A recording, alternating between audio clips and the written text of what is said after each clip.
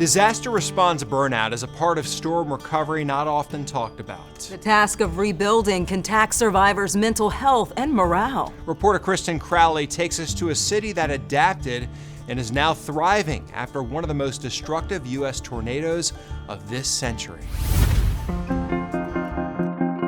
For a town founded in 1873, Joplin seems newer than most of its Missouri counterparts. It was like boom, boom, boom. With a modern high school campus next to a manicured football field showcasing Eagle pride. Progress, just like left and right. Maintained flower-lined streets. Businesses kind of being reestablished. And rows of contemporary buildings and houses.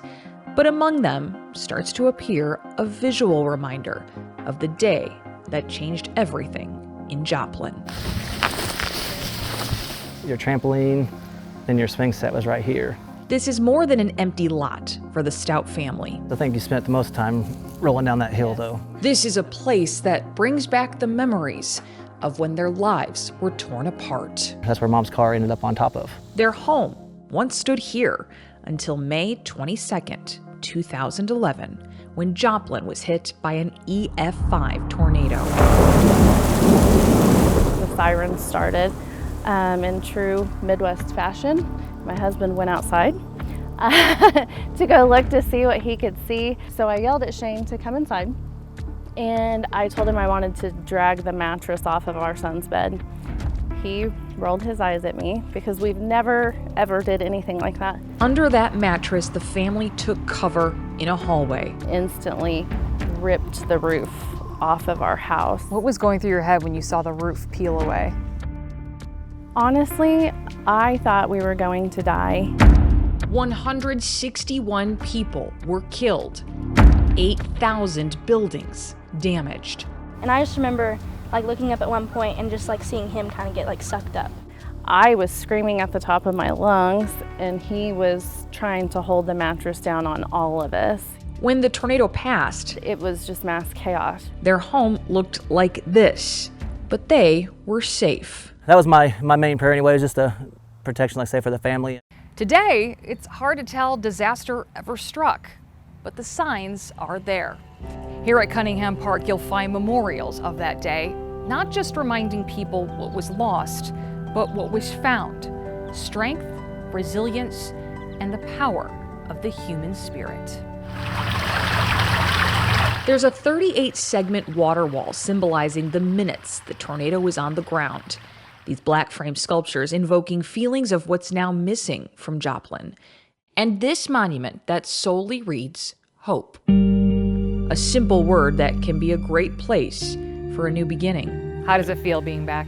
It's good. This is where we met CJ Huff. Things still changing since you left? Yeah, I think so. I mean, Joplin's always been one of those communities that has been pretty progressive.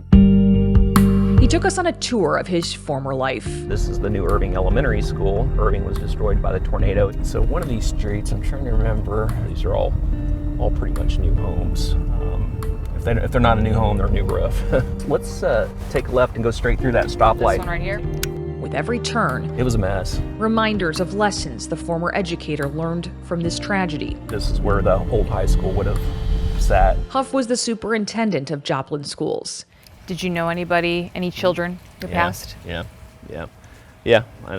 Children and staff both, and a lot of good people, a lot of kids with a tremendous amount of potential. Yeah.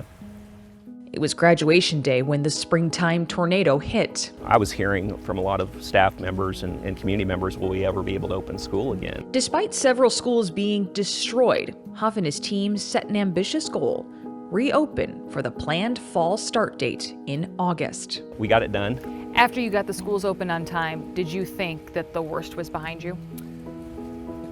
No, I did not. I was tired. Everybody was tired. When I left in July 2015, I was wore out. Do you think you would have still been in that job had the disaster not happened? I would still be superintendent of schools in Joplin right now, I think. He thought he would get back into education. The more I tried to push myself that way, the more I kept getting pulled back into disaster recovery work, because anytime there was a disaster that happened anywhere in the country, somebody was calling and say, hey, can you help us out?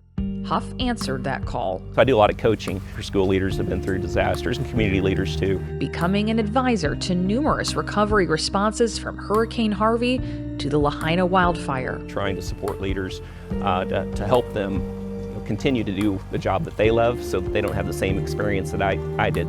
I think we kind of established a template here, one that everybody hopes they don't have to use. When disaster like this happens, there is an immediate, natural longing for life to return to the way it used to be. Then right off over here is where the detached garage was. The way it was every day before the tornado. And then the fence that came to the backyard. Storm survivors like the Stout family will tell you it won't. The storm forever changed you. Yes, absolutely. But by facing the fate of unwanted winds of change, Joplin shows there can be healing when you have hope on your side. I'm very proud of Joplin and what we did. I think that we learned every step of the way.